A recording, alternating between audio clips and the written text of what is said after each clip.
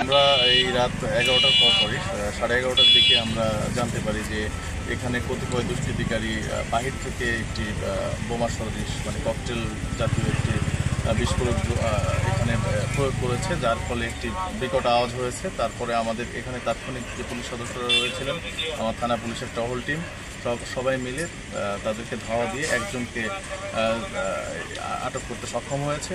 তো তাকে জিজ্ঞাসাবাদে আমরা আরও কিছু নাম পেয়েছি, যাদেরকে ধরার এই অভিযান চলমান।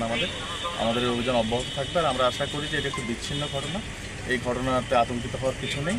আমরা এটি খুব কঠোরভাবে দেখছি। আমাদের ঢাকা মেট্রোপলিটন পুলিশের ডিবি, সিটিটিসি এবং আমাদের থানা পুলিশ আমরা সবাই মিলে এই প্রকৃত দুষ্কৃতিকারীদের আইনের আওতায় আনার জন্য সর্বোচ্চ চেষ্টা করি। এটা খুব প্রাথমিক অবস্থা যে এখানে তাদের আইডেন্টিটি আসলে আমাদের আরও বেশি ভেরিফাই করতে হবে। প্রাথমিক অবস্থায় এটি বলার মতো এখনো সময় আসেনি। না, আসলে টং দোকানের বিরুদ্ধে আমাদের অভিযান চলমান রয়েছে। আপনারা জানেন যে এখানে মাঝে মাঝে অনেক সন্ধ্যার পরে দোকানপাট বসে। আমাদের কিন্তু অভিযান এখানে আমরা নিয়মিতই অভিযান চলমান রাখি।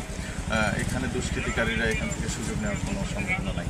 হ্যাঁ, এখানে আমাদের পুলিশ মোতায়েন রয়েছে এবং আমাদের এই এলাকায় এই টহল টিমও আমাদের জোরদার করা হয়েছে।